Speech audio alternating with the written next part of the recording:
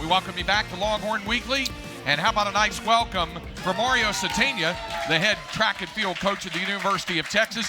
You want championships? You got them. This guy's team swept the Big 12 Conference championships indoor and outdoor last year. Good to have you back here. Appreciate it. Thank you for having me. Oh, well, and you got such strong, dedicated, and record-setting performances from a lot of your student athletes last year. How gratifying is that to see, I guess, coaches' responsibilities to try to bring the most out of your student athletes and for them to achieve the things they achieved last year? I know it had to be very gratifying. Well, first of all, it's a tribute to the staff. You know, it's been a quick 2 years since we combined the program, and you know, it was the first time since 2006 that any Big 12 team had swept the conference indoors and out on the men's and women's side. And you know, so it's just success is going to continue to breed success. At the national level, we were sixth, you know, at NCAA indoors on the men's and women's side, and outdoors we were seventh on the men and then ninth outdoor on the women. So, you know, there were a couple injuries that we got hit with late on the women's side, but without a doubt, I think now, you know, you want to continue to solidify dominance within the conference, but at the same time, you know, the next step is to win the national championship. Yeah, and I would imagine there's a great deal of pride that goes into the fact when you sweep the indoor titles for both your men's and women's teams to say, well, we did it indoor, why can't we do it outdoor and sweep those as well, which, like you said, is not an easy thing to do. Exactly. And, you know, in our sport of track and field, the indoor obviously really sets the tone, because you go to the outdoor championships, then all of a sudden people know how to win. And, you know, it's a 3-day meet when we go to the outdoor Big 12 championships, and day one, day two, you start setting the tone, and you can see where the other teams are like, okay, we can't hang with these guys. And can't say enough, we've got a number of talented people that are returning. We brought in some phenomenal people, men and women, this year. And the future bodes bright for Texas in track and field. On your women's side, I want to get your thoughts on Morla Kayakin Olsen, who became the second woman in history to score points in 4 events in back-to-back years at the NCAA Outdoor Championships, the other being a pretty recognizable name, Jackie Joyner-Kersee. Yes. I mean, that's rarefied air for her. Can't ever say enough about Morla Kay. You know, Coach Tanja Bailey has done a phenomenal job with that sprint group, men and women. But Morla Kay is just, you know, you can never say enough about a person that just shows up every single day, does everything that's asked. You know, she's you know, a phenomenal sprint type, and she will definitely be one of the top returning ladies at the NCAA level and have a great chance of making even this year's U.S. Olympic team. And she sets the tone along with Courtney Okolo in the 400 meters. And it's nice because they've really elevated even the guys, you know, just with their work ethic. And, you know, and like I said, and it's really helpful, too, because you had such a big recruiting class come in. And who better to learn from than some of the very best in the country? Well, and you got other great contributions. Sandy Raines in the distance, Caitlin Petrolos in the pole vault, Ariel Jones in the 400 meter as well. I mean, 400 hurdles, you really did get a wide range of contributions, which you have to have if you're going to win championships. We do. It's no longer to win a national championship just about a group. It takes a complete team. And that's where the staff has done a phenomenal job with the recruiting efforts on both sides. For the women, we really wanted to continue to build up the distance and also within the field events. And so now this year, not only will we go with just the history of the sprints, the hurdles, and the relays, but across the board from the 800 meters on up. And now we'll have every single field event covered, you know, from, you know, the horizontal jumps to the throws, even to the heptathlon. And so, again, the first step always is going to be to win the conference title, but now we can springboard and definitely look to get on the podium at the national meet. Now, you made reference to the signing class. The way that it's been explained to me, this is an unconscionably good and very young women's class that you have on your women's side, your signing class for them, the freshmen that you'll have really counted on to really be contributing. Well, I think, you know, like anything, you get on a roll and people are going to take note. Our goal every single year is obviously to always start in state, in the state of Texas, and rightly so. We are the University of Texas. And then, but with the success that we've had, now we've gone out nationally. We picked up some very talented young ladies. One of the best 100, 200 runners, Tiana Daniels, out of Florida. one of the top 400 runners out of New York, Zola Golden. We picked up a pair of Canadians that will help us also in the 400 and also in the hurdles and stuff. And the same thing happens even on the men's side. We had people that had wanted to transfer in. We had a young man transfer from Harvard, Andrew Bowles, in the decathlon. We've had great success there.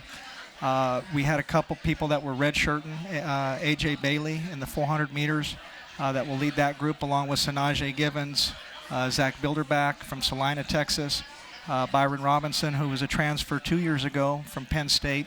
And so you can really just see things really starting to take off. Well, I want to get more of your thoughts on your men's side as well. We need to take a break, then we'll be back with more with Mario Sategna here on Longhorn Weekly, live from Pluckers, and we'll continue right after this. We welcome you back to Longhorn Weekly as we continue here visiting with University of Texas head coach for track and field, and that's Mario Sategna. I wanted to ask you about a couple of your other women's student athletes before we jump over into the men. And the ones that I wanted to ask about were Asa Garcia and Haley Krauser as well, with the freshmen and the transfers, as we talk about both the women and the men. Yes. Asa Garcia comes in out of the Houston area. She was one of the top triple jumpers in the country last year. So, again, adding depth across the board now is going to help, not just at the conference, but also at the national level. We had another young lady, Ashton Zamzo, who transferred from Texas A&M, one of the top heptathletes. She was the U.S. Represented the U.S. at the Pan American Junior Championships. And then Haley Krauser in the javelin. She's a former high school record holder, transfers from the University of Oregon. So you must be doing some great things if somebody wants to come to Texas from the state of Oregon. And Oregon, won the national championship and stuff last year. But I think she saw the success that her cousin Ryan Krauser was having in the throws, and she had been down here a few times, and just wanted to change, and just a delightful young lady. Well, you mentioned Ryan Krauser. He'll be back for the indoor season, and then you've got some other returnees, some key ones. The men finishing in the top 10, as we talked about, in the indoor and outdoor for the first time since 2012. And you mentioned Sanajay Givens, you mentioned, and one of my favorite names, Wolf Mahler. Wolf Mahler, that's right. Wolf Mahler is one of our returning All-Americans in the multi-events. So in the indoor, he'll compete in the heptathlon, and then outdoors in the decathlon. Sanajay Givens, just a talented young man. He'll be one of the top returning sprinters in the country. I think I've said before, thank goodness he didn't grow up playing football, or he'd be out there probably returning kicks or something for Coach Strong. But Sanajay is originally from Jamaica. You talk about the student athlete. Here's a young man that's pursuing a degree. He wants to go to medical school, and he holds our school record. He's run a wind-dated 998. But he'll be a guy that will also, even for his native country of Jamaica, be vying to try to make that Olympic team, and that's a tall order when you're running against the best guy in the world, and that's Usain Bolt. Ryan Krauser has been a mainstay of our program, and he does have an indoor season left. And so when you start looking at heading into the indoor season, which we start the second week in January, with Sanajay in the 60 meters, the 2, you look at AJ Bailey in the 400, Byron Robinson, Zach Bilderback, Spencer Dunkerley 04, who's an All-American, a local product out of St. Stephen's Prep here. You start putting pieces together, you can see where it's going to be. It's going to be a fun time, and nobody's just ever going to hand over a championship to you. But the great thing is we've got enough in our arsenal now, even down to the pole vault with Reese Watson and some of those guys. But Krauser, he's not ever looking to take second. It's win or nothing, and he'll be a guy, again, that will put himself in position to make the U.S. Olympic team come July. Well, you mentioned that, and of course the Olympics in Rio, and you've got several former and current Longhorns fighting to qualify. Names like Trey Hardy, Sonia Richards-Ross, obviously Leo Manzano, Michelle Carter. You got several. How can an Olympic year, since we're coming up on one, kind of bring more attention to collegiate track and field? Well, every 4 years, people jump on the bandwagon, obviously, with the Olympic Games, and this is going to be an exciting year for 2016 because of the Olympics being in Rio. You can already kind of get the buzz, and I think it's going to bode well even for the Texas Relays, which now Nike is going to obviously be sponsoring. Because the athletes now that will come and compete at that meet, not just the collegiate athletes, but even the professional athletes, looking to tune up and get ready for the Olympic trials. So it's going to be an exciting year in track and field, and it's nice to know that within our program we have 4 or 5 athletes that have a chance to make the Olympic team.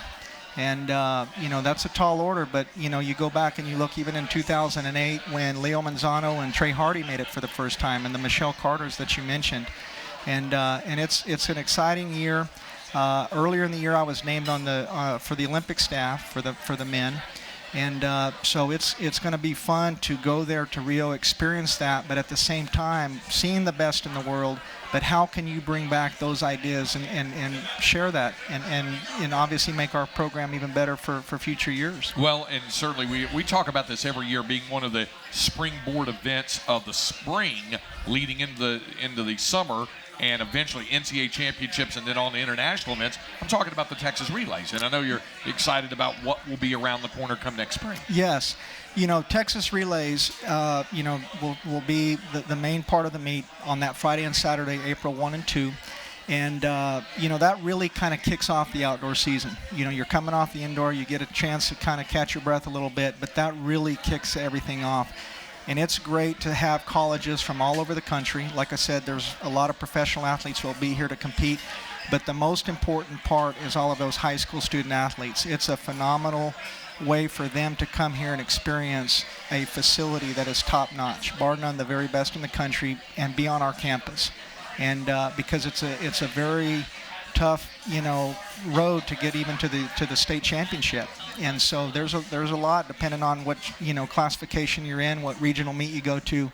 And but it's a great experience shared by all. Well, looking forward to it. I appreciate you dropping by again. Thanks for stopping by. Thank you, Craig. Appreciate it. All right, Mario Sategna, Texas men's and women's track and field. Stay with us, Coach Strong will rejoin us when we continue with Longhorn Weekly with head coach Charlie Strong from here at Pluckers, here on the Longhorn Network and the Longhorn IFT Radio Network.